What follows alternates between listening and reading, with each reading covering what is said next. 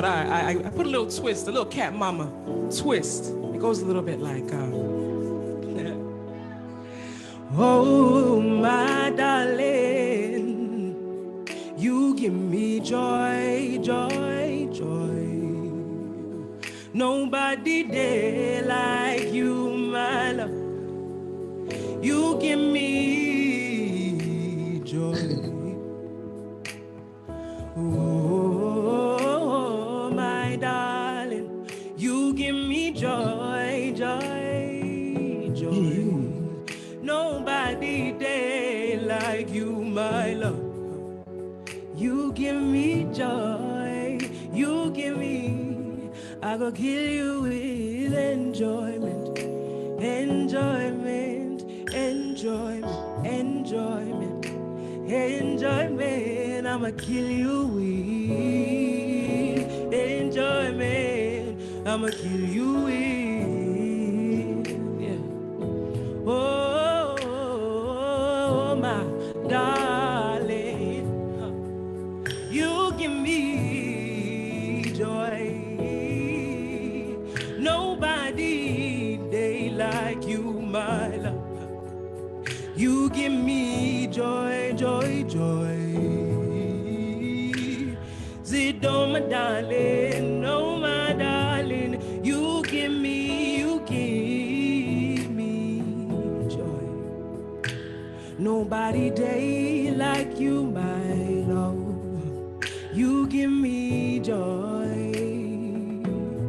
I go kill you with enjoyment, enjoyment, enjoyment, enjoyment, enjoyment.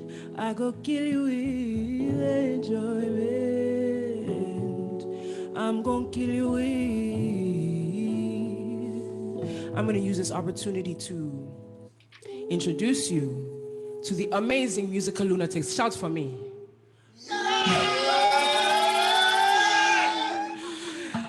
They're my favorite band in Accra, if I do say so myself. Tonight we're going to take you on a little journey. I'm going to start with a song called Call Up. I released it at the peak of lockdown. I called it my offering at the altar of self-isolation. It's a song that reminds us to pick up the phone and call those we love, because maybe we have missed conversations and people that we owe calls. I know I owe some people calls. I don't want to be a hypocrite. I owe people calls as I'm sitting here.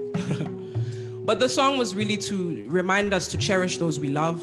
And I think really in collaboration with this connection that we're doing here today, it's all about love, right?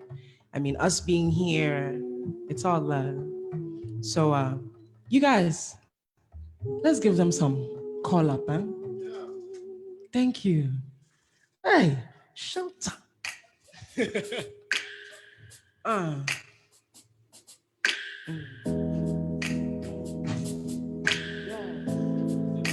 Hey, yes, yes, yes, yes, yes, yes.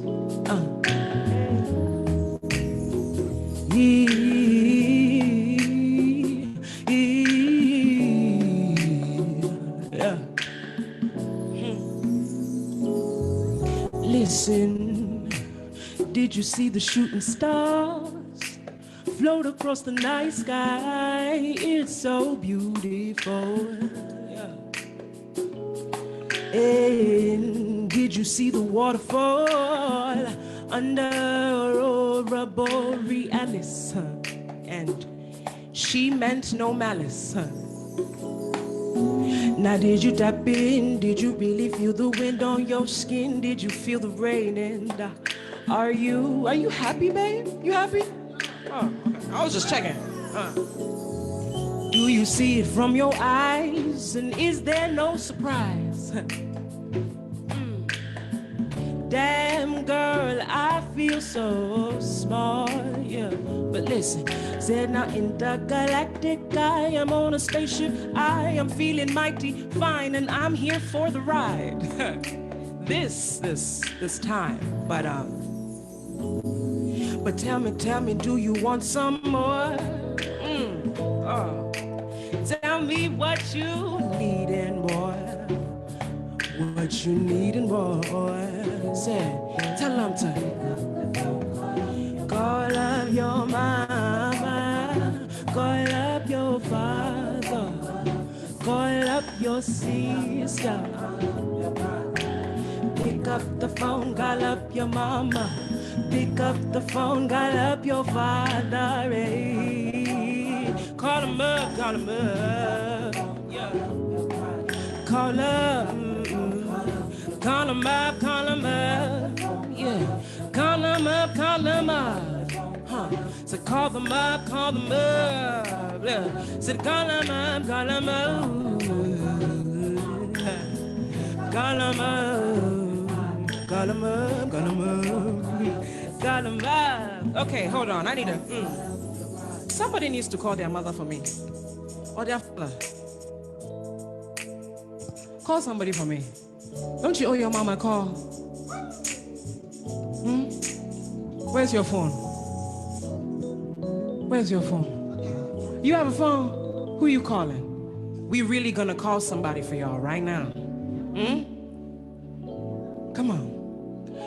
Pick up. Call up your. Call up your.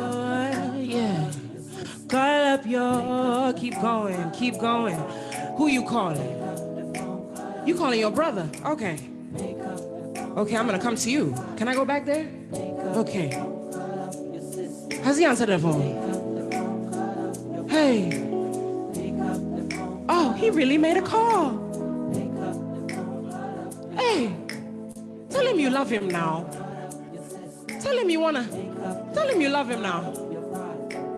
Pick up the phone, call up your mama. Pick up the phone, call up your father. Give me something on the drums, like, let me feel it, like.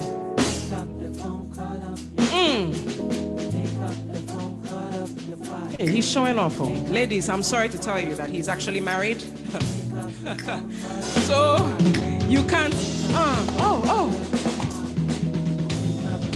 Somebody actually ate a very hearty breakfast, as you can tell.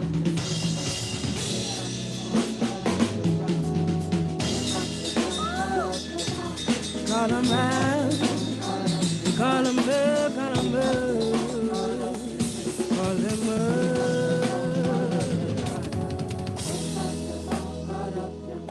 Call them up. You better call them up. You better call them up. You better call them up. Said intergalactic, I am on a spaceship. I am feeling mighty fine, and I'm here for the ride.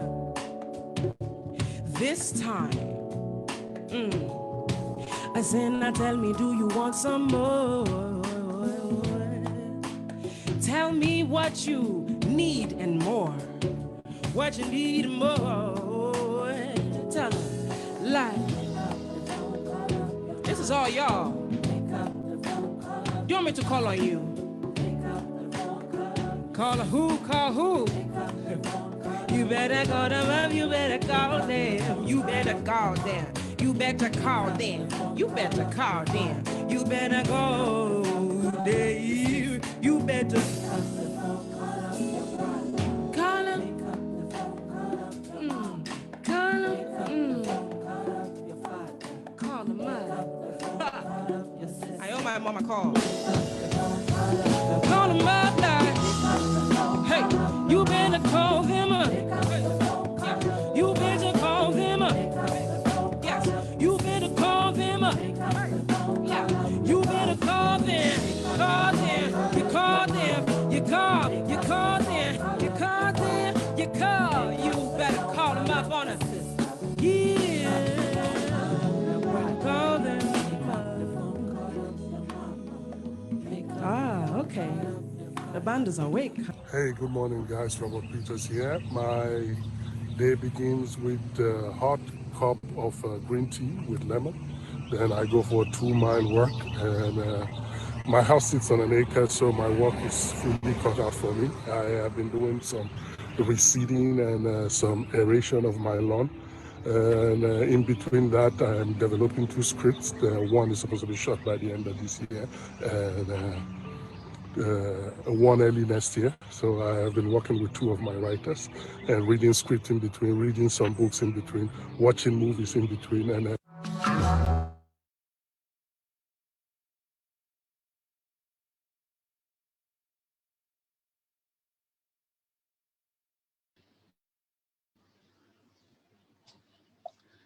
Hello. I guess our time is up.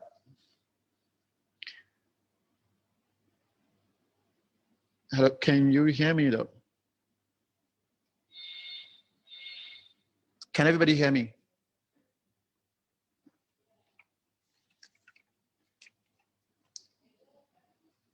Okay, great. So, I mean, the rule is quite simple.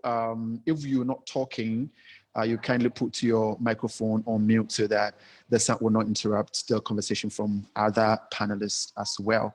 My name is Evan Egan, and I am super excited to be moderating today's conversation regarding the importance of film festival, especially where we do find ourselves here. I am an actor, I'm a director, I'm a producer, and also a film festival curator here in Ghana. The host has asked you to start your video. Okay. Yes, so I'm also the founding director for Accra Indie Film Festival, which is an international short film festival here in Ghana, Accra.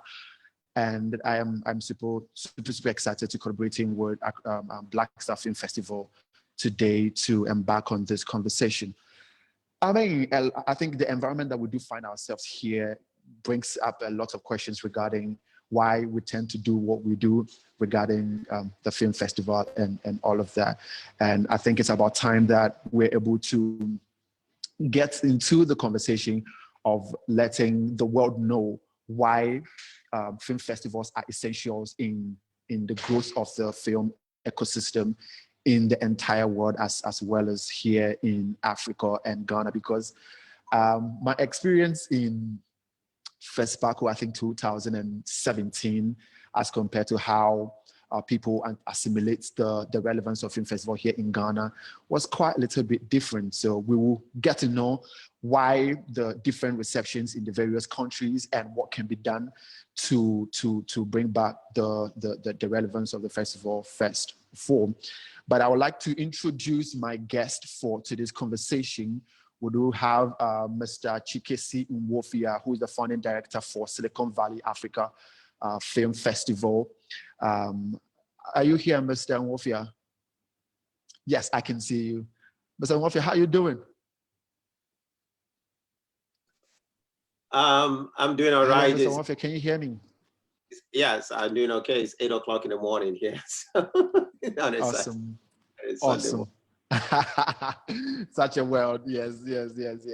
And I mean, Silicon Valley Film Festival is being in existence for about 11 years and still counting and celebrating, connecting filmmakers, cultures, and continent from all from the city of Silicon Valley in California, USA. And on our list, we also do have Heidi Swiko. I hope I got the name right. Heidi is the senior programmer at Sundance Film Festival. Sundance Film Festival is an annual film festival organized by the Sundance Institute, which takes place each January it's the biggest independent film festival in the United States of America. And I think it's one of them isn't too good. Sorry, let me just check out something. Oh, wow. Okay, I want to find out, can everybody see and hear me clearly? No. Yes, please. I can hear you, I can't see you. No, wow. Yeah. Oh, wow. That's, can you see me? Can everybody see me now, please? No. No. No. Wow. I am surprised because I can see myself. Sorry. Wow. Okay. What could be the issue? What could be the issue?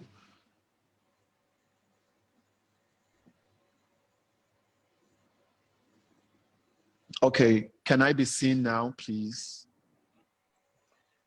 No. Hello, can I be seen? Oh, wow. This is, turn on the video. My video is on. I don't know what is happening. I don't know what is happening. Please check your internet and turn your video on. Okay, my video is really on. I don't know what the issue is.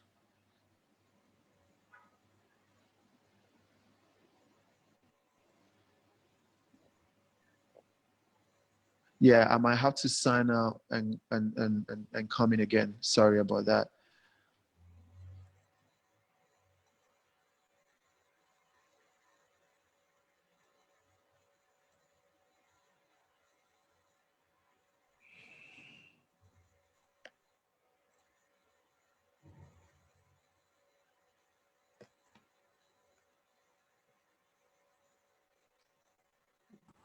Hello.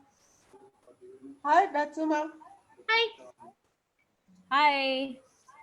Hi. So as we prepare for Evan to join in, I think that we should carry on with the conversation because time is not on our side.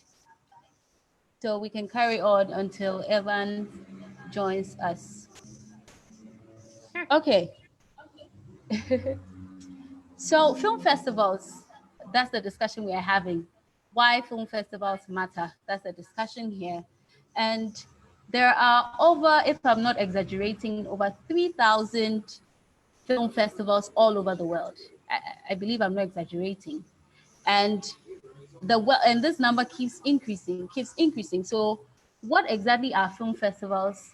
And then that's what we want to discuss, what exactly film festivals are and why they exist in the first place. So I will start with Mr. Duka, if you could address that, what film festivals are and why they exist, and why is it that the numbers keep increasing every year?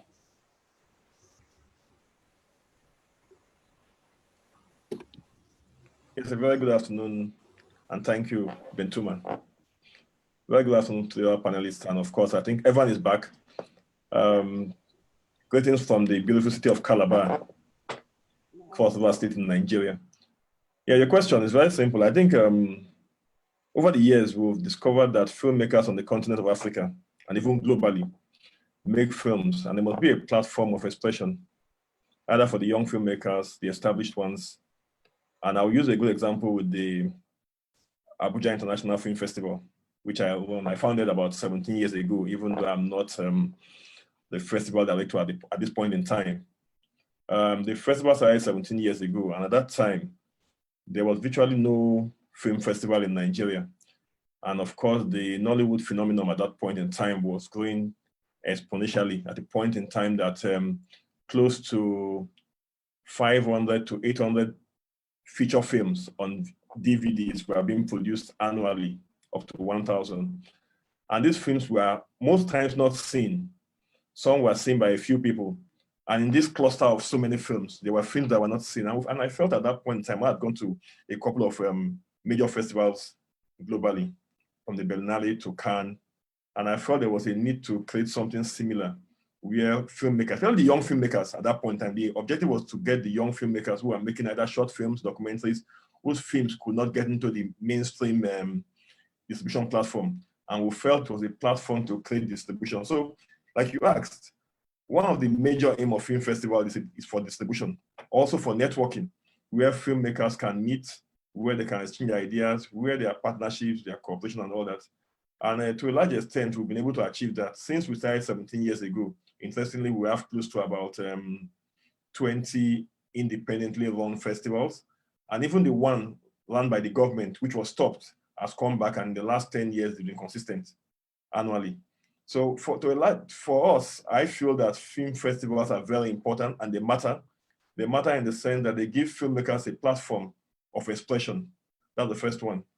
Hitherto, most filmmakers might not find their films being distributed by the major distributors. And of course, the festival circuit could be a platform for them to access this market. And one of the biggest challenges in the continent is market for films. All over the continent, North Africa, you find films being made every year by young, aspiring filmmakers, and they find it difficult to find a platform for expression. I think I'll stop there and allow other speakers to also continue from your stuff.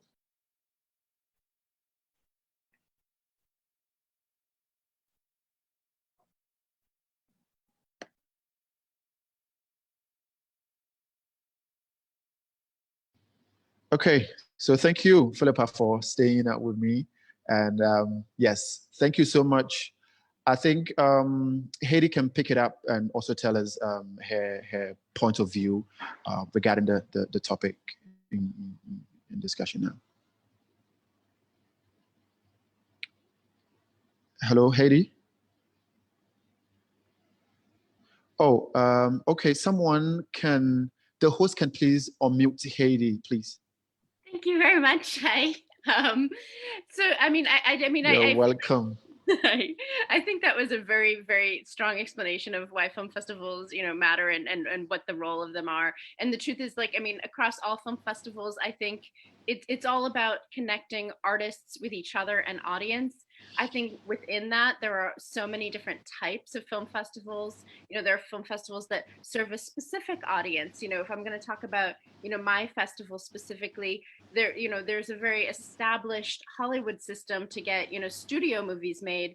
But, what we found, we not being me, because this happened 40 years ago, but, what we found at our festival is that, independent artists weren't having the same amount of ease finding a platform and finding audiences. So that's where, our specific festival began, was people who were working independently, who didn't have an automatic studio system in which to put their films and find an audience.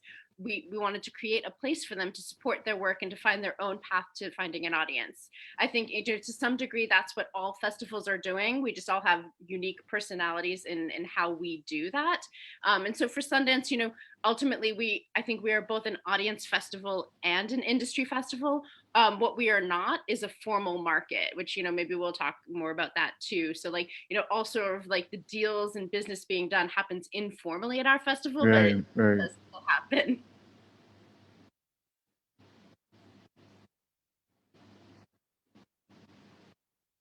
Right. Okay, awesome. Thank you so much, Heidi. Ms. Nduta. Okay, on my end, it's totally different. Not as normal other film festivals across the world where they would sit and view movies. Of course, that's what we do as well, but it's different because we are a sports film festival where we address sports issues and telling sports stories. And basically, it's just pushing forward the synergy between sports and film. That's what we do, and talk about giving them a platform to address sports issues and find solutions. That's basically what we do across the world. Awesome. I think we'll get into how that is able to be created and come out as perfect as it looks. Mr. Nwofia, what's your take on the emergence and the background of film festivals, and how far has your festival been able to put that up for this period of time? Well, thanks.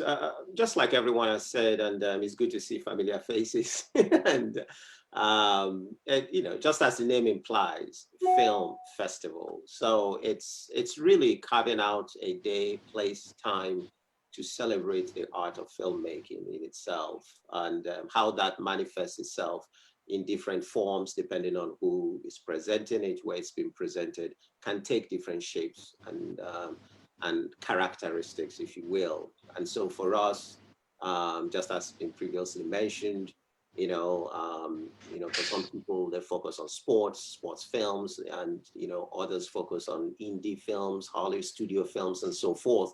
Ours, as the name implies, is Silicon Valley African Film Festival. It's Africa through the African lens. And so we are unapologetic about what we do. For you to be in our film festival, you have to have somebody from Africa in a creative control of that film. If not, we will say there are other film festivals you can go to, but for us, we want to have Africans telling their stories and showcasing them in our festival.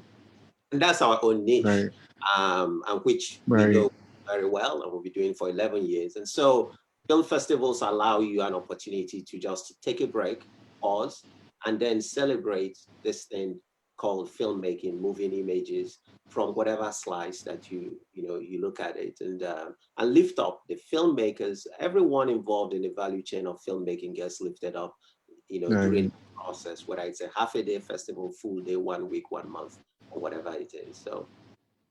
Right. Awesome. Thank you so much. And we want to move on to the next item.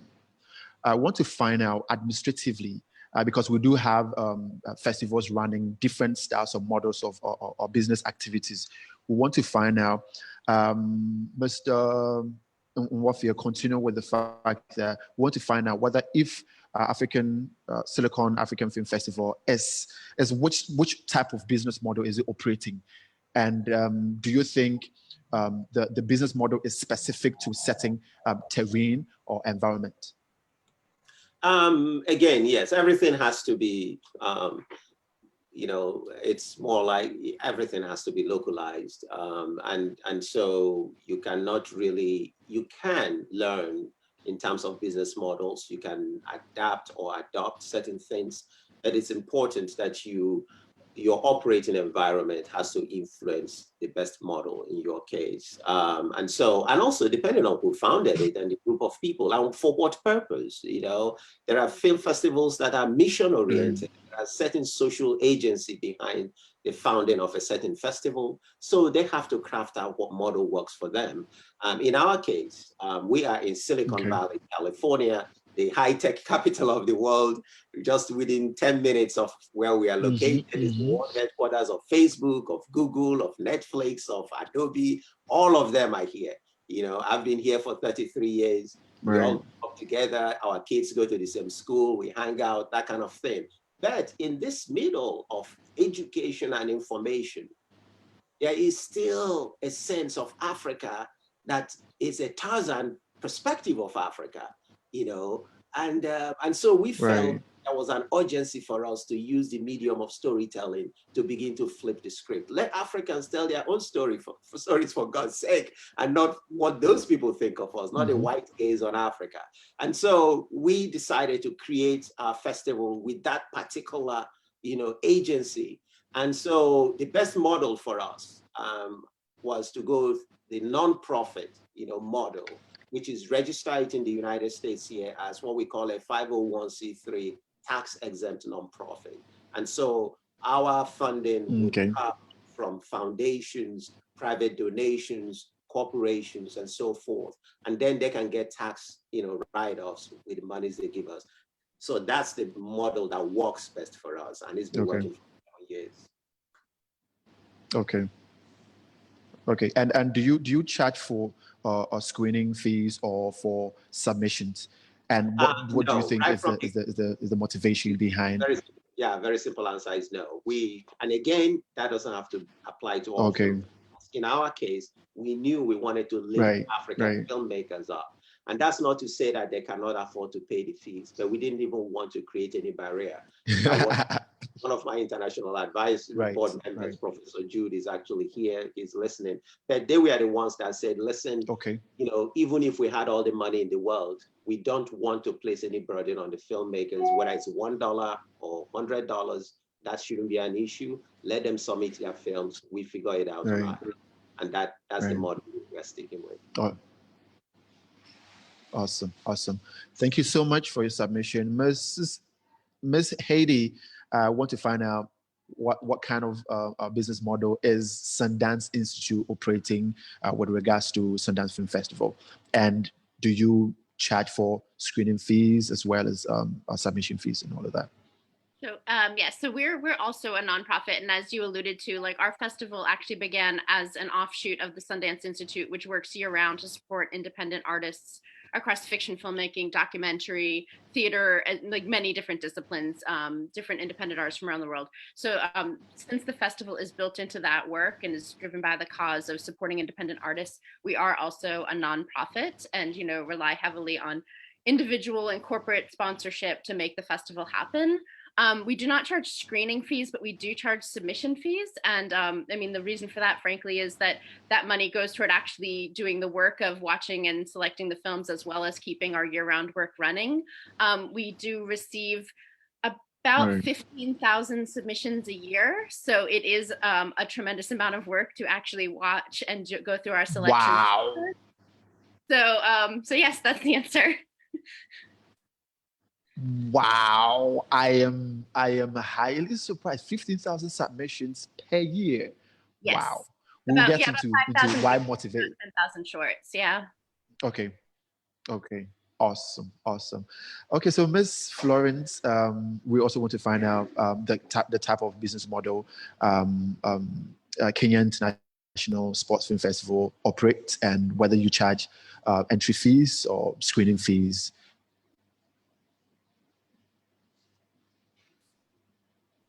Your microphone is off, Ms. Florence. Can you hear me now? Right. Yes, I can hear you now. Oh, sorry, it's the host who doesn't want me to talk to you guys. Anyway, I'm hearing what 15,000 entries, Heidi. Oh my gosh, that is frightening. Yes. But anyway, let me talk about the Kenya International Sports Film Festival, the only sports film festival on our African continent. And that was actually falls under the umbrella of our Safinas Foundation. So it's also a non-profit organization. We do not charge anything for any entries. Everything we get from our partners to try and make the festival run. So basically the entire team behind me works pro bono. Everything we get is basically not for profit making, but just to promote sports through film. That's what we do. So that's our model. Okay. Very awesome. And do you charge for submissions? With 1,300 entries, we always are removing our eyeballs to get through 200 sports films. Oh my gosh, Heidi, I have a heart attack. Wow. I'm going to pray for you. Okay, I think that's highly beautiful. I want to now find out the purpose of which, because I still feel some people will call to find out. Please, we know you're doing a film awards or something like that, and I always want to make it clear to them that there's a distinct difference between a film award or a movie award and a film festival. What do we think is the purpose of film festival that will have a clear cut to the people to understand the purpose why these festivals are established, for them to know that this is what they need to do. And I also want to find out how film festival really do matter in the ecosystem, in the world filmmaking ecosystem, and why do you think it is? So do we have Mr.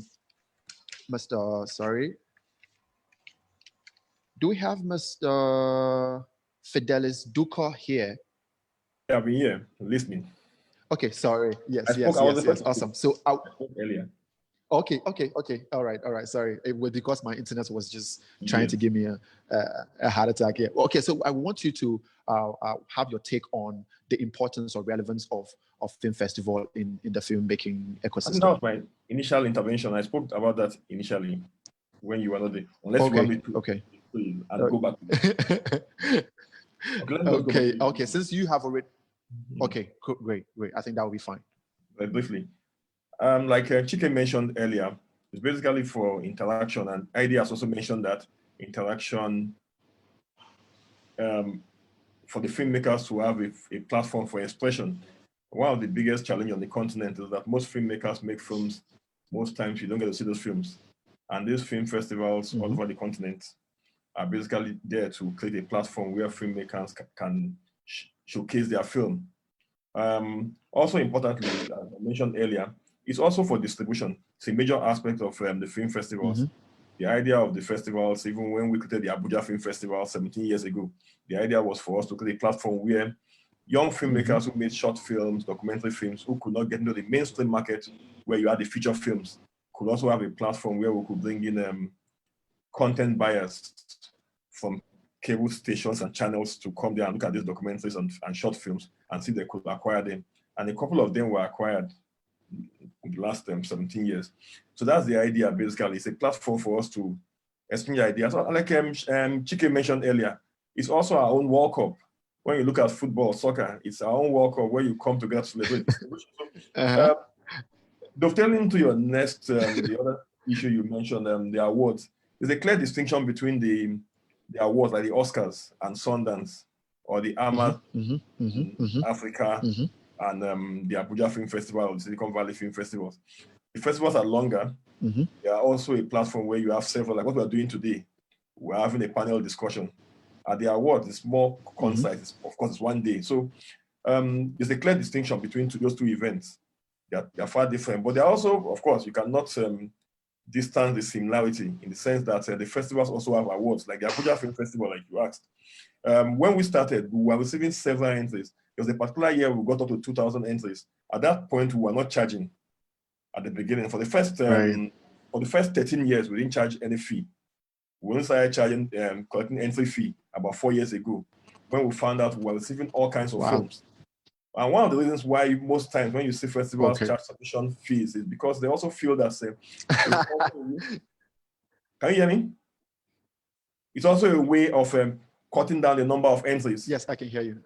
That way, because when you open the space, just everybody was. I can imagine what Chike goes through at the Silicon African Film Festival. Everybody sends his film there.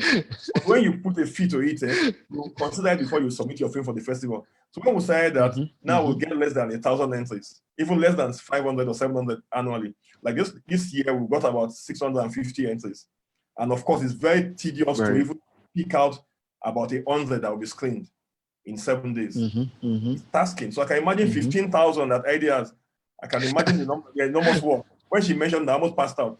So it's not even about the entry fee per se, for you to be able to pick out the workload. Yes, the workload attached to it. Right. We are also, the Abuja Film Festival is, as we said, as non-profit, but in the last 4 years, we've become a profit-oriented film festival. Our business model has changed. We have discovered that globally, festivals must begin to see the platform as also a business platform, where at the end of the festival, in quotes, there should be some level of profit. Because sustaining these festivals now becoming very difficult. As big as the Sundance is, getting funding for sustaining the festival every year is becoming very difficult. So we must begin to evolve platforms of how we can begin to sustain this festival. Because a major challenge of festivals, even in Nigeria, we had about 17 festivals. I speak to you, there are about less than 7 which are functional now. Because one funding has become a challenge. Right. That's absolutely true. Thank you so much. So we're coming back to Haiti. What kind of purposes do you think Sundance has been able to achieve from the time that it's been established till now? So, I mean, I think, obviously we've already talked about the audience interaction and the community of filmmakers. I think specific to our festival, I think what people have a lot in mind about our festival is independent films finding distribution outlets through premiering at our festival, which is, of course, an important part of what we do as a festival, but it's not the only thing. I think one thing about Sundance is that pretty much all of North American industry attends our festival. So for the filmmakers selected for the festival, it's an opportunity in a lot of ways for career advancement, whether it's if they're looking for US representation, co-producers for future projects. There's sort of like a whole world of opportunities for filmmakers who are ready to advance their career and, and looking specifically at what North American opportunities might be of interest to them, which of course could be totally different for every single artist.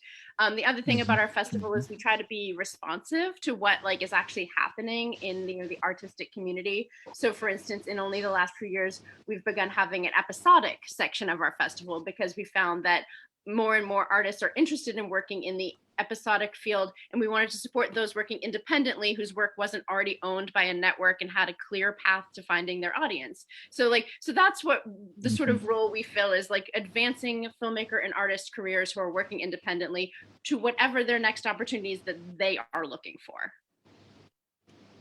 Great, awesome. So, Miss Florence, I will be personally excited to know what are some of the achievements you've been able to chop by bridging sports and film, and what has been the anticipation or the assimilation of the festival like been for you for the past 2 years or so.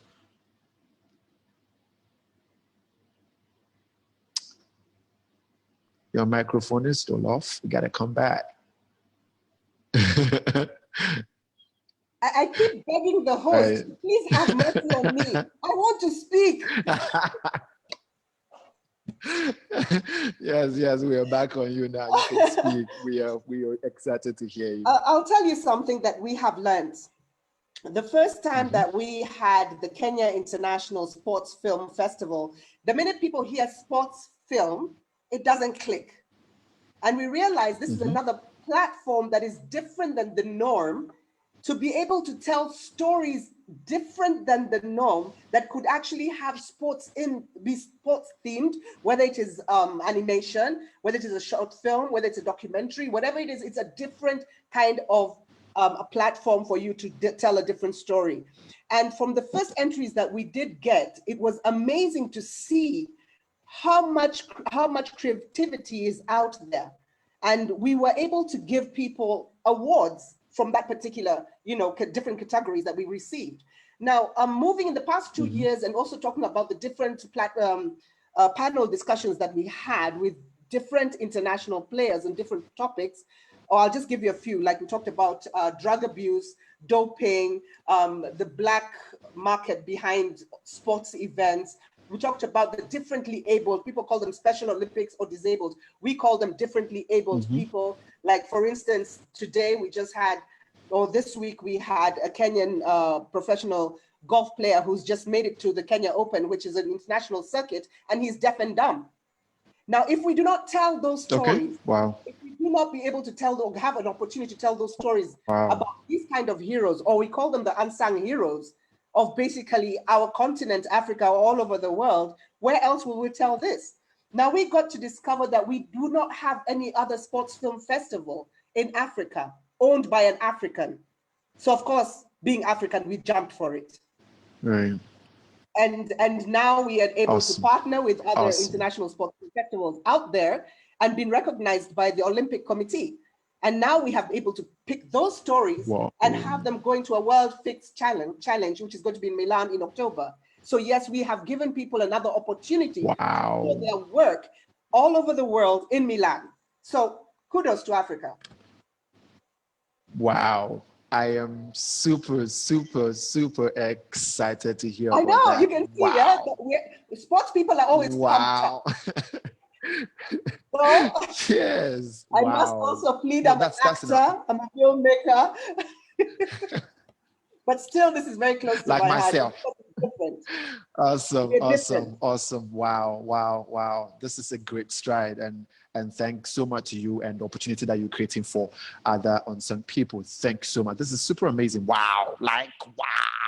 Yeah, you can see somebody called Chris Kamau over there. He's also from Yeah, right. Yeah, right.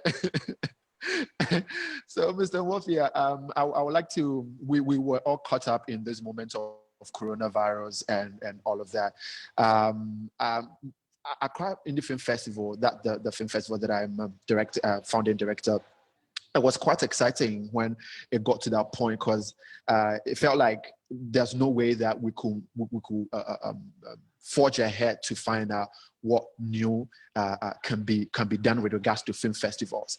How were you affected by that? I mean, at the end of the day, we're able to overcome coronavirus. We did it, and it was super amazing, and we were excited. I want to find out, how were you affected by the coronavirus, and if you've been able to find a way around it? Did you cancel the festival, or are you yet to embark on the festival itself? Yes, microphone, Mr. Nwofia's microphone is off. Hello. Hello, okay, you're back. Yes, right. I can hear you. Yeah, so thanks.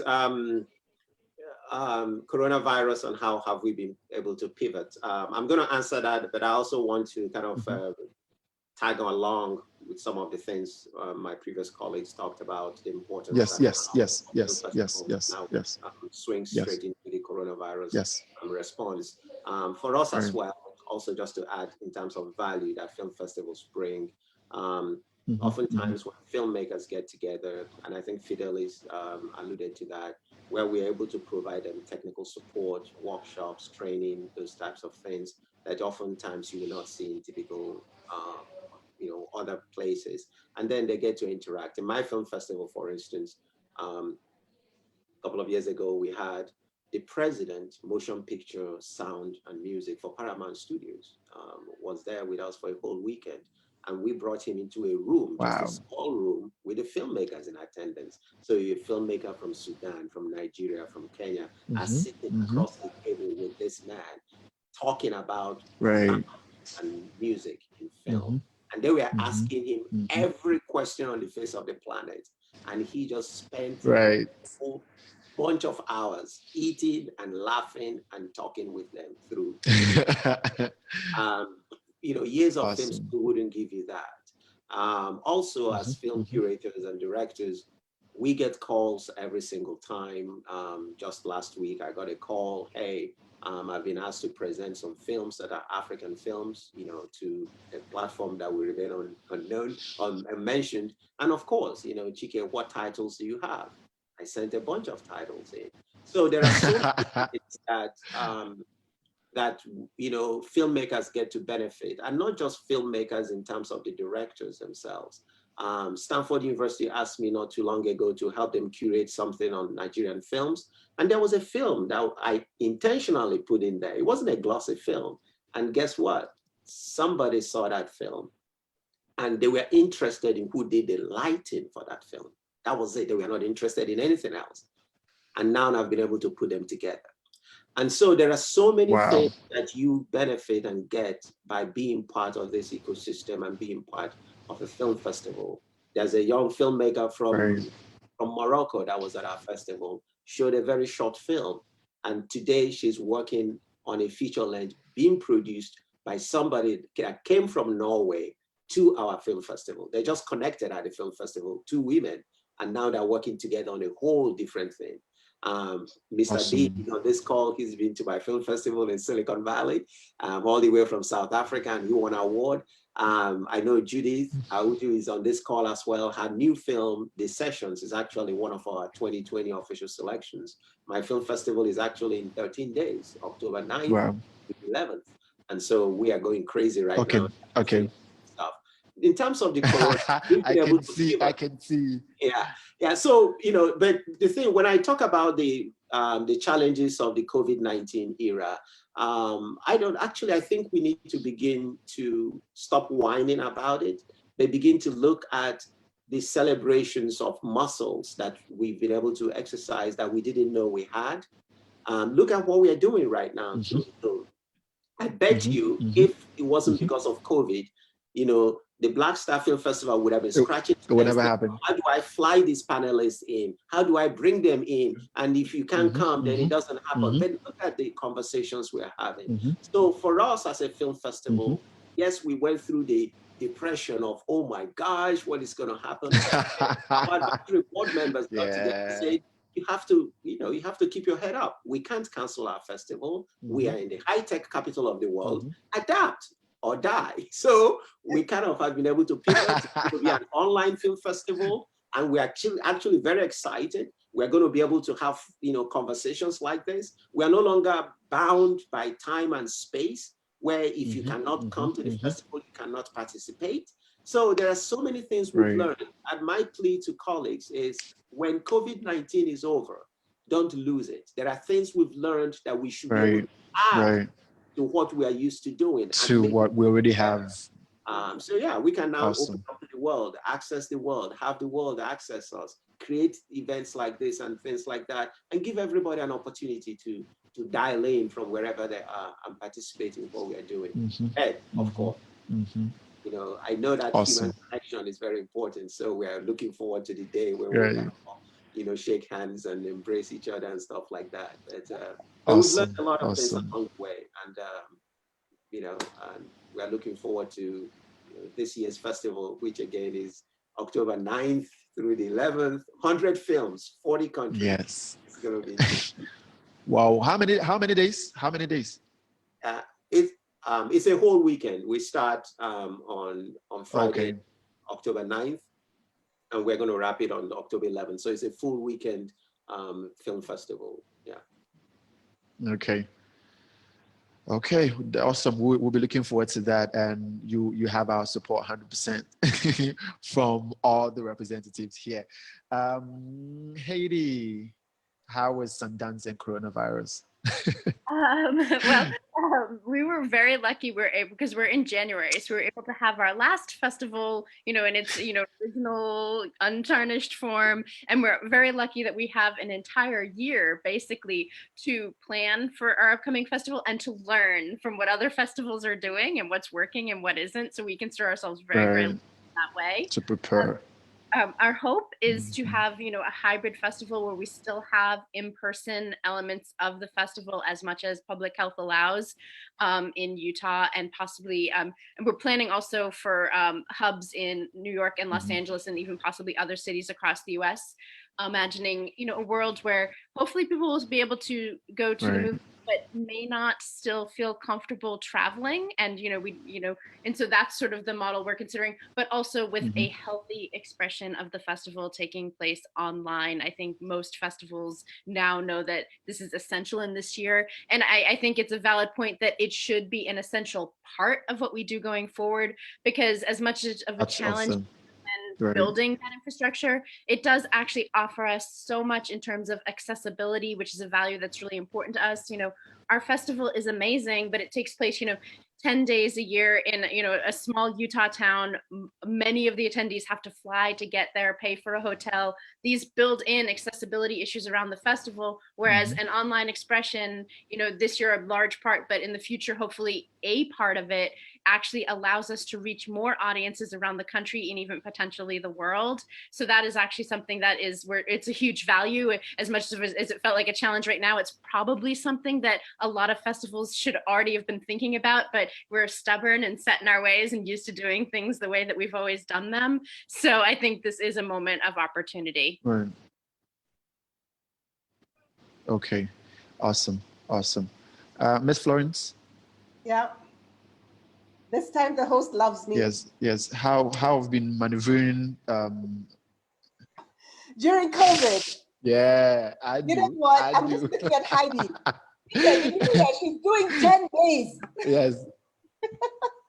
Well, we do 4 days. We're going to do that hours from the yes. 4 She's doing days 10 from the days. 28th of October to the 1st of November, and we are going virtual. What we've realized in terms of COVID, even though we've not been hit so hard, because we, like I told you earlier, before we all came online, we have been doing a curfew, like basically from 4 a.m. I mean, like from 9 p.m. to 4 a.m. So basically, we have the normal working hours on, in Nairobi, Kenya. However, we have seen what is happening. We've had the opportunity to see what is happening, and everybody going virtual has worked. And let's, like, for example, the Pan-African Film Consortium, the e-conference they had, you have more eyeballs, you reach out to more international people, interact better. So I think for me, this works. For our festival, this works. We have more participants coming in from outside. So it really is the way to go. And just like Chike said, we need to adapt. COVID is here to stay. So we need to work with it. We need to adapt accordingly. And basically, let me say, most people have the hygiene, so to speak. So yes, that's the way to go. For our sportsmen and women, you can see how everybody has adapted. Social distancing, everything that we are planning, all our sports events here in Africa, in Kenya, we have changed our model. So yes, it's we are going viral. Awesome. Awesome. Okay, so before we get into the next topic, Mr. Chike, someone wants to find out if Silicon Valley African Film Festival will be virtual or will be physical. Oh, okay. Actually, I responded on the chat as well, so we don't take time from you. But just for the okay. All right. Like I did say, we are going to be a virtual film festival this year. We didn't want to cancel it. We've been able to adapt, and we're going to, screen 100 films from 40 countries online this year, and it will be a free screening as well this year. Right. And registration will be required and all of that. So those that are interested should hit us up, on any of our social media pages, or send us an email. But then we monitor our website, and then in a couple of days we're going to release the details and the links for people to be able to register for the festival. And then we're going to be having some panel discussions or conversations on Zoom as well while that is going on. Okay, awesome, beautiful. Mr. Duka. Yes, please. Hello, Mr. Duka. Yes, I know you were the president of the. Okay, awesome. Just to get my fact right, I want to just confirm something.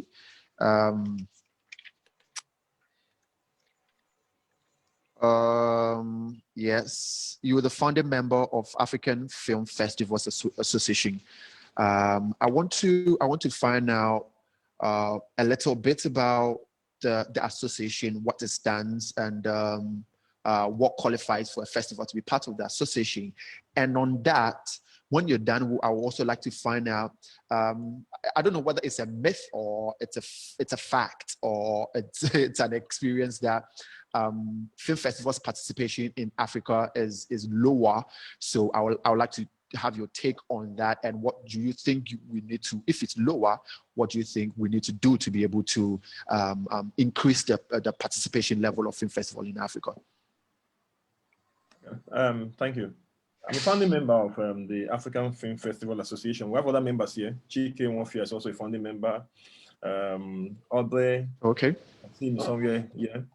And of course, the Black Star International Film Festival are also founding members of this festival. It's basically a concept of film festivals on the continent and those in diaspora who are more into African films, who target African films. Basically, we've come together to see how we can create synergy, a networking opportunity for us to work together and also support filmmakers from the continent, like I mentioned earlier.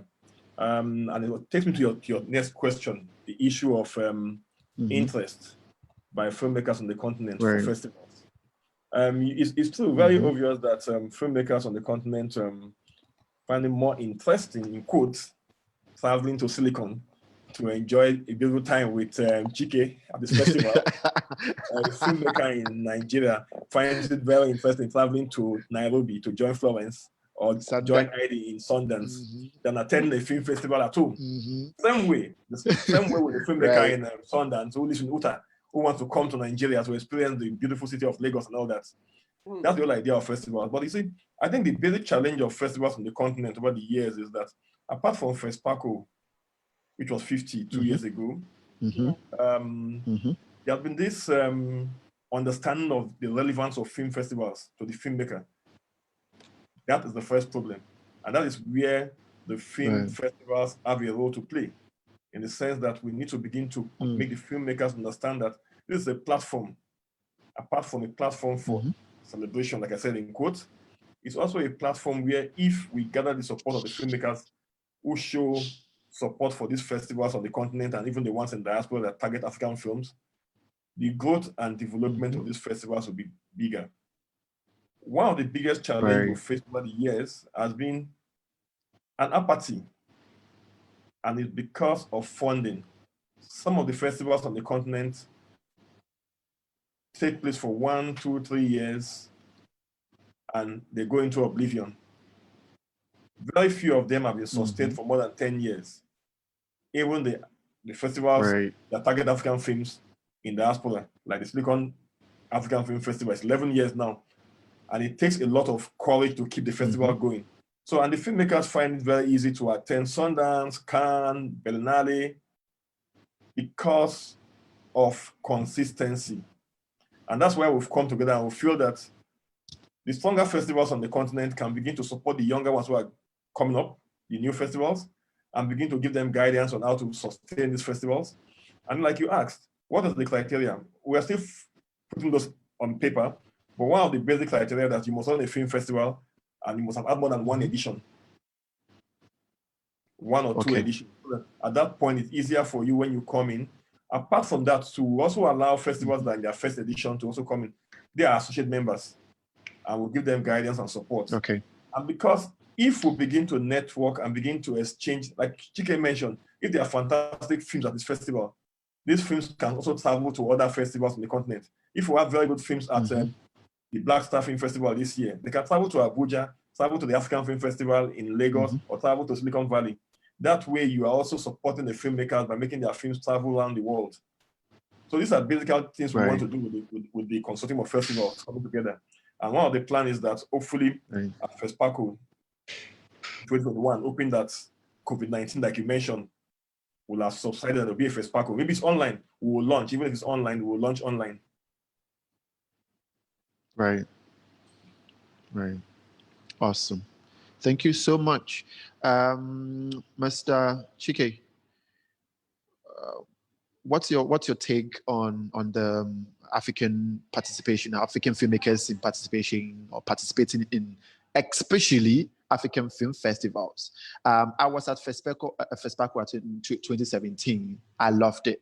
I think it was one of the festivals that had the largest numbers in terms of involvement or interest in any film festival I have been to before.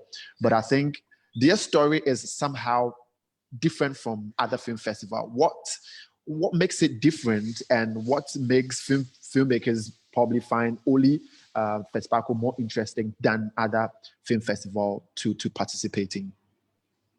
I think Brother Fidelis has talked about it. The nature of film festivals is an opportunity for filmmakers to leave their own silos and their own places and go somewhere else. There's just that sense. It's there's a novelty of that. There's a sense of, gosh, I made it here.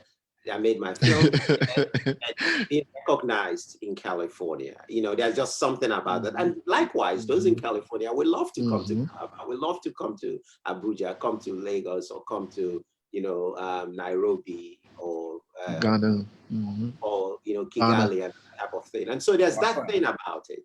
And so we have to understand that. So that's. But I've had the privilege, really, and honor of being able to visit quite a number of film festivals on the African continent. I mean, that's my birthplace, and I'm still very much plugged in. And like Fidelis mentioned, I also belong to this consortium that we are putting together. And honestly, we love to party as Africans. Are you kidding me? I've been to festivals, they party on the African continent. I would love to be able to put on 1% of those parties in my festival, trust me. So no, today is not about being sorry for ourselves as Africans, please. I don't right. Yeah, we have a big film festival, and yet funding is an issue. With the kind of funds that a lot of these other film festivals outside of the continent, and sometimes in the continent, everywhere. It's not every film festival outside of Africa that is thriving or doing well. Everybody has their challenges. Everybody's scrapping. Everybody's trying to do something. So I would say, to really, if attendance at any particular film festival is an issue, and I think Fidelis mentioned something about, yes, you may be a non-profit, but I tell my people, to be a non-profit is your status. It's not your mission statement. You have to run it as a business. So you need to grow it. No, it is a business, but it's for public benefit. So that's understandable. But you need to really put together an operationalized business plan and ask yourself, what is my challenge with respect to attracting an audience? What is my challenge with respect to attracting filmmakers? And how can I play within the system? And if it is not working, perhaps you need to merge with another film festival. Perhaps you need to expand, have some kind of an alliance. Whatever it is, I'm not recommending anyone either or any particular step, but I'm just saying, figure out what the challenge is that is unique to your film festival and see if there's a way that you can find solutions to it. Yes, fundamentally, every film festival, even the biggest ones, need money. And so that's one thing. How do you access it? And there are so many modules for that type of thing. But I just want to say that I mean, I run a film festival in Silicon Valley, and we do our best. We have parties, we do fashion, we do different things, but I've never seen festivals that rock more than I've seen on the African continent. Take it to the bank anywhere. We know how to rock it. Awesome. So, Awesome. Absolutely true. Absolutely right. Miss Florence. Your take on the you haven't done anything. We want to find out your take on the African festivals and their participation, and yeah. I think all African festivals is basically an opportunity or a platform to show what is happening in Africa. Great things are happening in Africa. You already see that Netflix is here. Already Disney is knocking on the doors of South Africa. Why? Because there's something we have to offer. And they know it. Right. No offense, Heidi. I love you. But I'm saying, in Africa, it is like that fresh virgin land that has got so much to produce. And everybody is looking to Africa. Right. So through our festivals, this new creativity that is budding, whether it's through sports and film, whether it's what they do in South Africa or Nigeria, everybody is looking at us because we are the new kids in town. That's what I believe. And I think we are the way forward in the industry. Already we can see Nigeria has made absolutely right presence in the industry. Very, very, very strong. And we are if you don't partner, and I strongly believe in partnerships, if you don't partner, then now you're going to lose out. That is the way forward. If we do not unite and show what we do, what we're doing, that's true. Then basically we cannot do anything alone. Basically, you can't do it alone. So it's partnerships. It's true. We need to hold hands together as we move forward. And awesome. Okay, so we'll get into how festivals can partner together. But before that, we want to find out, Hedy, what's your take on the African participation, probably even in Sundance, African films participation in Sundance, and what is your expectation when it comes to African cinema? Yeah, I probably should have talked a little bit more about this earlier. So we have, though we get a lot of submissions, we actually play a relatively small number of features. We play 120 total features. And so we have dedicated international competitions, which are 12 films each for fiction and documentary. So basically we are trying to cover as much of the world as we can in 12 films, which is obviously fundamentally impossible, which is to say, like, even in a given year, we are never play more than a couple films from any one part of the world.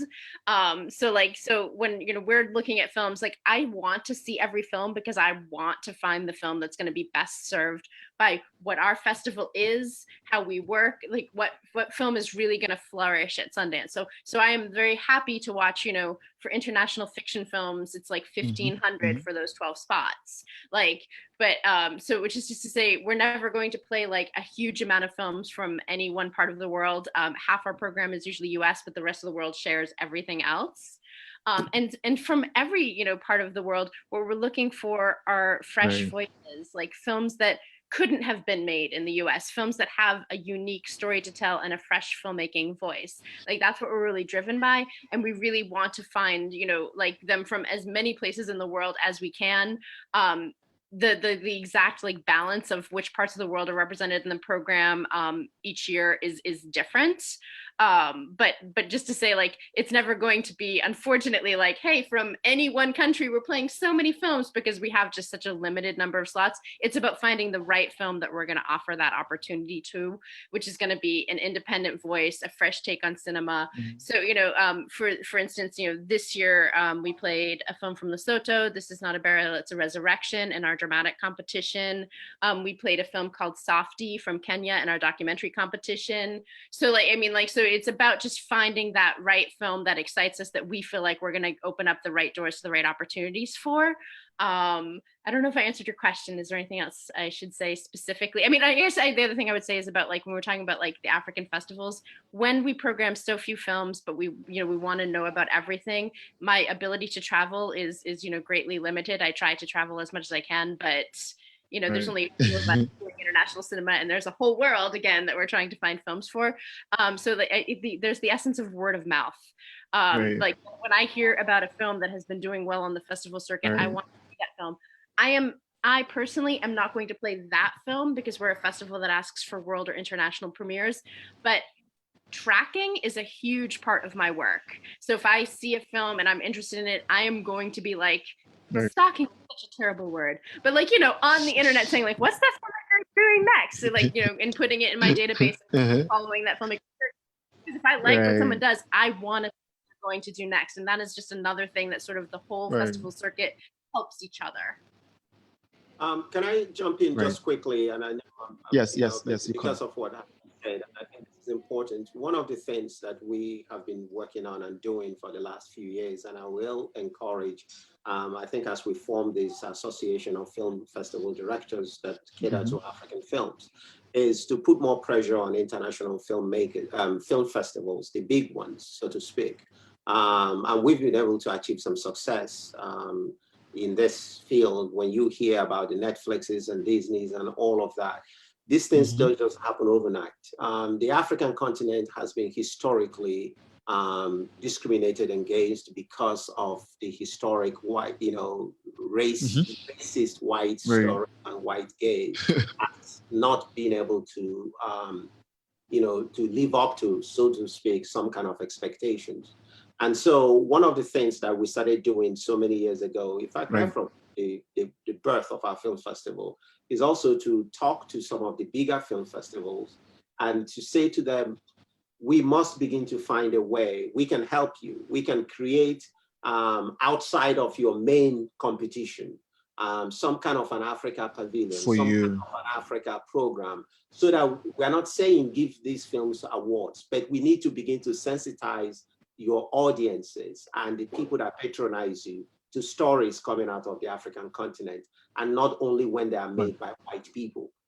Because oftentimes when you see a film that is in some of these festivals, supposedly from this African country or that African country, I challenge you to look at the director of photography, the editor, the producer. You are going to see some white face or white name, if not all, in that. And so one of the things we've been doing is working with these film festivals to say, we can help you program and have an Africa program.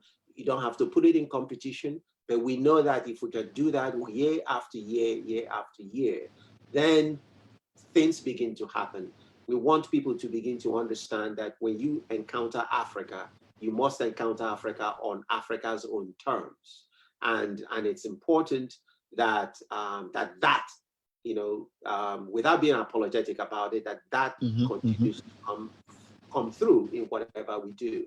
And I'm not saying this in terms of Sundance specific, because I know that Sundance comes from a place that is true, and that's why she's here. And we've monitored what Sundance does, and it's just an exemplary filmmaking organization, film festival that really, demonstrates some of the things I'm talking about. But I'm saying that there are so many other bigger, well-positioned, funded, better-known film festivals that completely ignore the African continent, or they will list Africa or treat Africa as if it's a country. So you see 101 stories from Europe, from Paris or from France or whatever, and 2 films from Africa, and it's like, so we need to begin to push, and we don't have to be apologetic. We need to really confront, not just push. We need to be very vocal about that, because the time has come, as Florence said, ours is now, and we need to go and stop begging for it and take it, and if not, then not, period. And that's, sorry, you can see I'm not passionate. Yes, but how has it been so far? How has that kind of exercise that you've been working on been so far? What's been the result so far? Yeah, it's been actually great. You see, I think oftentimes we just assume that that people know and that not doing something. Oftentimes they just don't know. Oftentimes Right. has actually asked.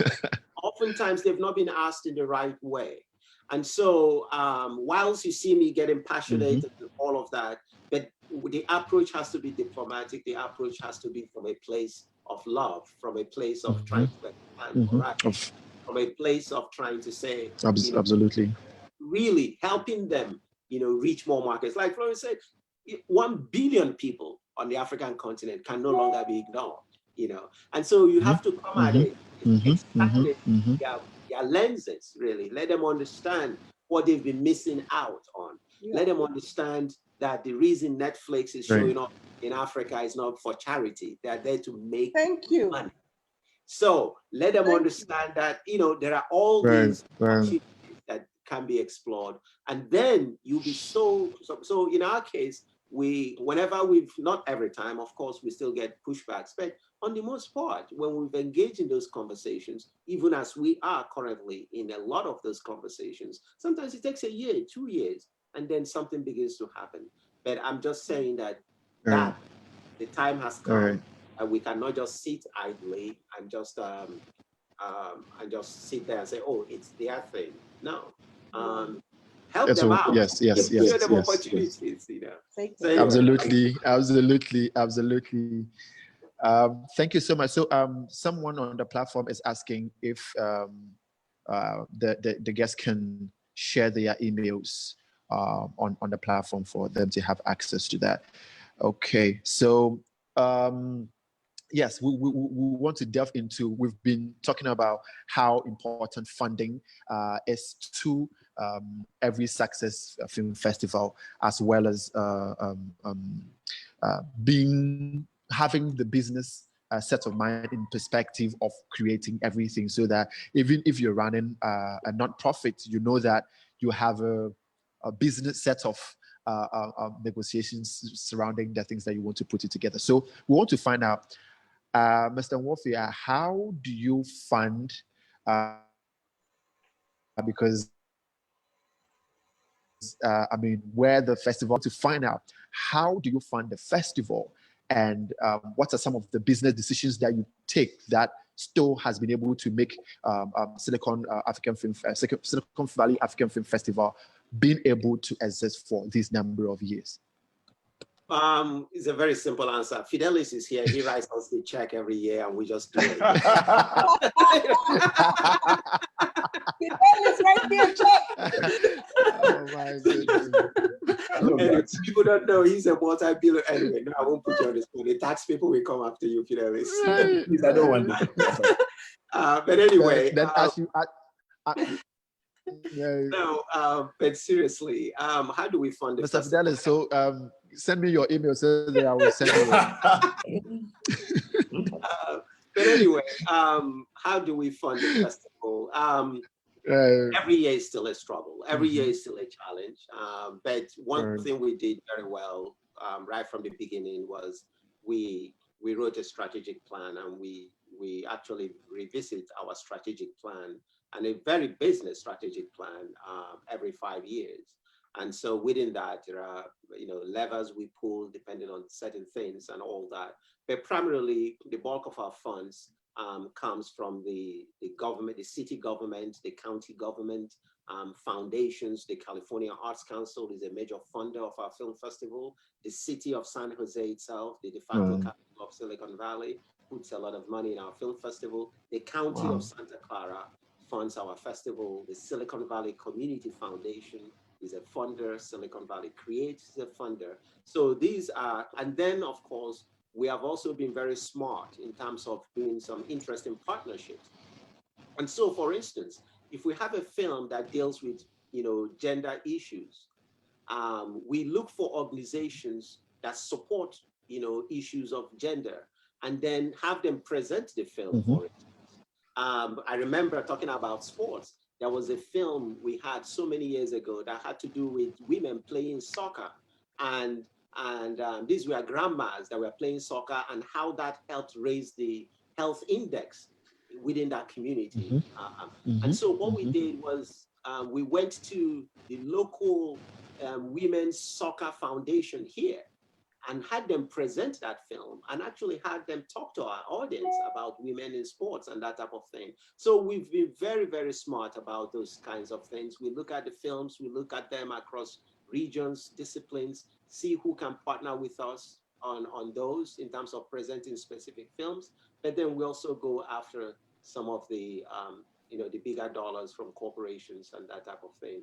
And so that's the model that we've put together. And we keep, every year is, you got to keep working on it. You have to keep it constant, churn and churn. But it has never been rosy. People think because we are in Silicon Valley, it's, all of that. We build relationships first.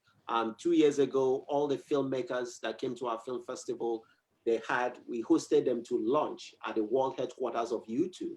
And so they were inside the YouTube world headquarters having lunch and having YouTube talk to them about how to monetize on YouTube.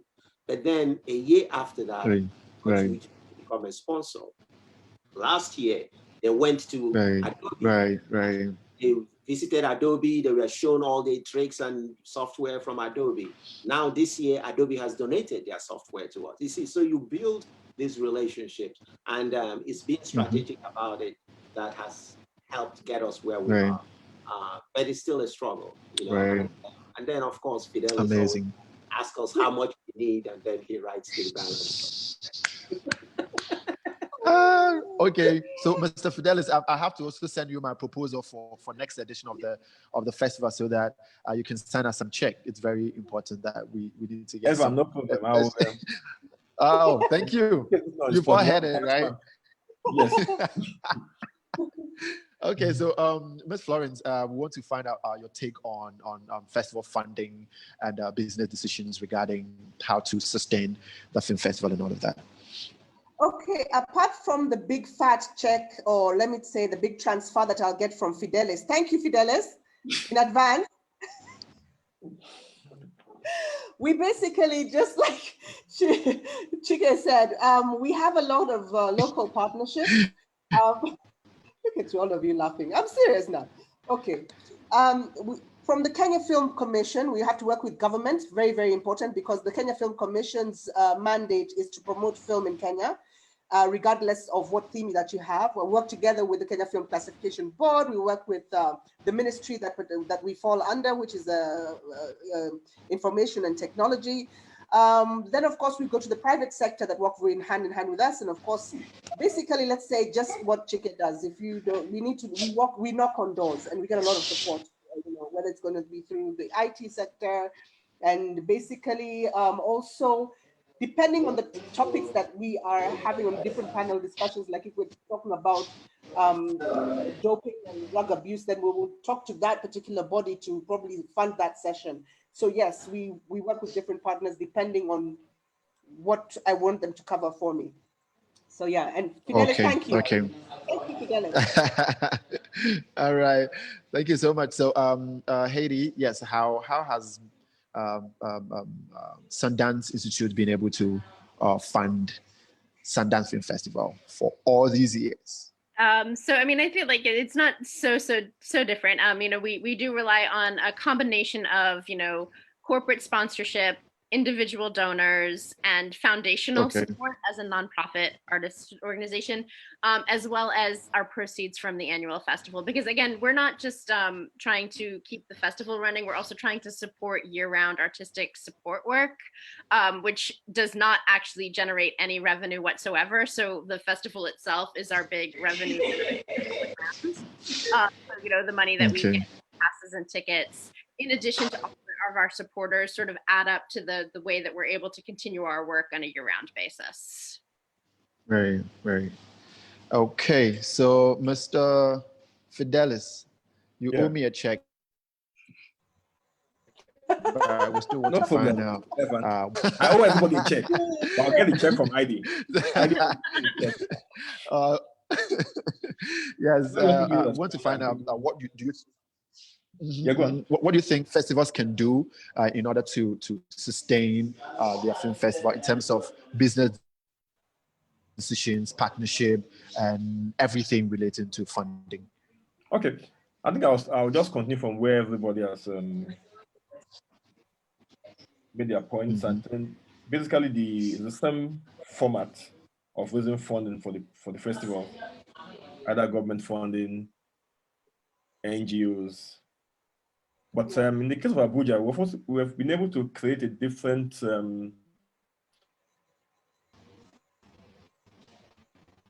software attached to the festival. Where we expect exhibitors, companies who are involved in the film and media business, broadcast companies, distribution companies, who take exhibition stands at a rate that can cover for some of the costs. Apart from that, of course, we get the government support annually. And of course, we raise funding individually too. Okay. But beyond that, what I always advise festivals starting, new festivals are just starting, is to start small. If you're starting a festival and you assume that you can run for 14 days or Sundance for 10, 12 days, you could start your festival 2-3 days. And I'm also very concerned about festivals too on the continent. People should begin to look at specialized festivals. I'm so impressed with the festival by Florence. We have to begin to look at specialized festivals. I'm going to listen to my brother. Thank you. Thank you, my brother. See my brother writing this machine. It could be a festival on just films by female filmmakers. The filmmakers who are female. All the films are by female filmmakers. So we must begin to target women film festivals. Festivals like that, it's easier for you to manage such festivals. It's easier for you to target a niche market and begin to attract support and even animation. Yeah. On the continent now, there are so many young people who are making animation films. So these are areas I think festivals should begin to look at. And Chike made a fundamental point, which I think is important at the beginning. Something about festivals margin. It gets to a point a festival runs for 15, 20, 30 years. As another festival that's gone for 15 years, there could be a merger and you have a bigger, more vibrant film festival.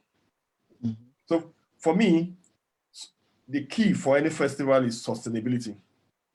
I think there's another festival run by our friend Michael Parrish. It's the Nollywood Travel Festival. That's a festival that travels around different countries around the world. It's been in Germany, it's been in Scotland. Those are niche festivals. They're not peculiar to just fixed location. So I'm more concerned about how do we create festivals that are distinct. Because if we have similar festivals that do the same thing, even the filmmakers will be a bit more confused. We have to make choices. But if you have festivals that are targeted at sports, at women films, you see the filmmakers begin to make choices at that point. Right. Yeah. It's absolutely right. There's something I didn't talk about earlier, which I felt you forgot to ask me. Okay. The festival will come up from 26th of October to 30th. Unlike in previous years, this year we're having a virtual and a physical one. Luckily for us, the cinemas in Nigeria have opened. The cinemas opened just yesterday. So awesome. The level of the COVID-19 pandemic has gone down to a large extent, and the government has, but there are social distancing regulations there. The cinemas cannot take more than 35% seating capacity. So if you have an under seating capacity cinema hall, you have just 30 people in the hall. But it's still good enough. And for the last 6 months, we've not seen the film on the big screen. So, and the festivals cannot hold without the cinemas. So we're having our festival this year. It will be 26th to 30th. It will be online. That's the virtual. But we'll be having the physical festival on the opening ceremony on the 26th and the closing ceremony for the awards on the 30th. So we'll be having 2 days of physical appearance, and then the other 5 days will be virtual. Okay. Awesome. Okay, thank you very much. I think the awards night for Black Star International Film Festival. It's at 6:30 p.m. Ghana time, so we will have to quickly wrap up so that we can prepare. And if we need to go for the red carpet ceremony, we can go and do all of that. the virtual red carpet is very beautiful now. Exactly. Now you have to get all the way from Silicon Valley. Evan, I need to go to Ghana. Any from we buy any no hotel accommodation, and you have everybody with you there. All the way from Johannesburg is there. Awesome. Okay, so one last thing. I want to find out. I think Mr. Fideli actually picked it up from there, where we're going to find out when the next edition of our various film festivals are picking up, so that people who are listening to us and watching will also know when to make submissions and all of that. But before we talk about that, we want to find out on which mode can film festivals collaborate to be able to intensify the relevance of festivals for the filmmakers, as well as what it stands for the entire country or the global filmmaking ecosystem. Mr. Chike. Yes. If my festival is Accra Indie Film Festival, Accra Indie Film Fest, which only specializes in only short films. So if we want to collaborate with Silicon Valley African Film Festival, how do we make that possible? And also, then you can go ahead to give us the details of submission opening or the festival schedule and all of that. Right. Yeah. Our submissions typically, because our festival is in October, we open submissions typically in April. And so through April, May, June, we try to close submissions after 3 months. And then that allows us the rest of July and August to get through and selection process. And then as we get into September, which is where we are, we notify or sometimes even much earlier, depending. For this year, we kind of, because of COVID, we kept extending and allowing filmmakers more time. But typically by June, July, we already letting filmmakers know so they can plan their travels and visas and all that stuff. So watch out for us. April, May, June is the best time to catch us, and everything is online to make submissions. In terms of collaborations, we are already doing a lot of that with different film festivals. We are interested in learning from you, and hopefully you learn from us. It's for us, collaboration has to be in truly collaboration. It's not, oh yeah, because they're in California, as soon as that conversation starts that way, I'm actually not interested. I want to learn. Being in California is irrelevant. Yes, maybe because we've done it for 11 years, maybe there are a few tricks that you might learn from us. But more importantly, I'm also interested in what we can learn from you and what you're doing. How can we exchange ideas as co-equals and co-partners? That's very important to us. Whether it's be, if you maybe will have access to some people you want to give workshops, and you have access to some people that will give workshops in our festival. Whatever it is, I think there is no one footprint in terms of what a partnership needs to look like. I think it depends on the festivals in question. For instance, Florence has, a niche festival that deals with sports and women and sports and film.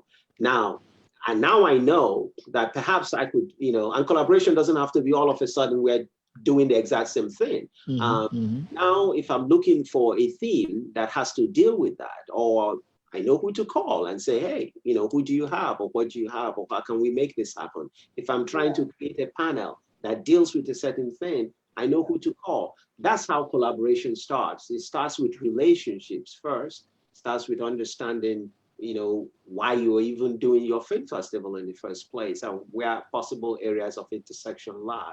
And then how can we make each other better by collaborating? Any collaboration that doesn't raise you up and raise me up shouldn't happen. Right, absolutely. Thank you so much. Ms. Florence, I want you to pick it up. Okay, basically, I'll pick up from what Chike is saying. Kenya International Sports Film Festival has only run for 2 years. This is going to be the 3rd edition. And the 3rd edition, we were spotted by what we call the FIX International Film Festival. It's a Fédération Internationale Cinéma Télévision Sportif. It's an organization that is recognized by the International Olympic Committee. And FIX runs what is called the World's FIX Challenge, which is 20 sports film festivals that run in 5 continents globally, all right? And the culmination is handled is in Milan, like I mentioned earlier. So our top winners this year will make the cut to get into the final challenge in Milan. What I'm saying here is that even if we started 2 years ago, someone saw something in us and approached us and said, we want something from you. And because of what we've done consistently for 2 years, this is the 3rd year now running, we are able now to showcase these particular films, whether it's animation, whether it's a documentary, whatever it is, will make the cut and make it through on an international platform. Awesome. So basically, I can just say I'm very proud of KISS, of where we are so far, and with the team that is backing us up purely on passion. You know, earlier I mentioned that the entire team is working pro bono. Why did we do this? We were able to identify people who have passion for what we want to achieve. What is our goal? Where are we going? The minute you start putting, you want to go on a long journey and you have people who have a different mind concept, they really will not be able to sing the same song that we want. What is we want to achieve a certain goal internationally. So have I lost my train of thought? So yeah, basically, I think that's it. Yeah? Right. Okay, so Haiti. Haiti. So, yes. So for our next festival, want to find out. Yes. Yeah, it begins January 28th. So our submissions are actually just about to close. For shorts, they have closed, and for features, they close on October 2nd. So we're very, very close to the end of accepting submissions, and now in the heart of watching the submissions, and hopefully make decisions by December for a late January festival. In terms of collaboration, I mean, I think, it's sort of already been said, like, there's so many informal forms of collaboration between festivals that are really easy and productive for everybody, whether it's, sharing information. I mean, as you could guess, when I see so many films every year and have so few slots to play them, there are always films that I love that I don't have room to play that I'm going to recommend to other festivals. And I think a lot of festival programmers do know each other, and we're not programming other festivals, but we can give suggestions for films that we want to see succeed that we didn't have spots for. We attend each other's festivals. In addition to our own panels at Sundance, we have a whole network of sponsor panels and partner panels and many opportunities for people who are able to get to Park City to actually interact on the festival ground. And so it's about communication and sort of informal collaboration. The official collaborations, because the Institute is such a huge entity, are much more complicated, and I won't get into those. But in terms of actually helping one another, I think their festivals, there are so many ways that all support artists. Awesome. Okay. So, Mr. Fidelis. Yeah, thank you. Evan. Yeah. Pretty much everybody has said basically the areas of collaboration.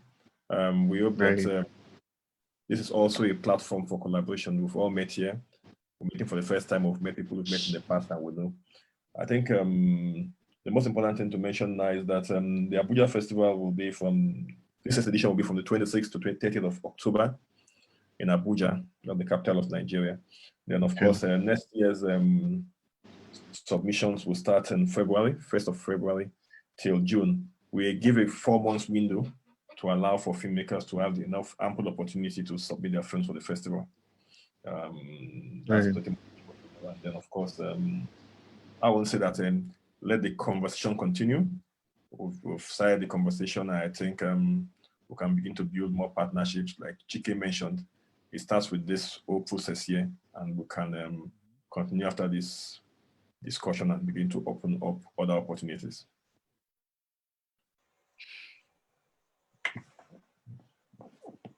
Right. Thank you so much. And that's exactly what I'm going to do. Introduce myself. My name is Evan Egan, and I look forward to collaborating and learning a lot from from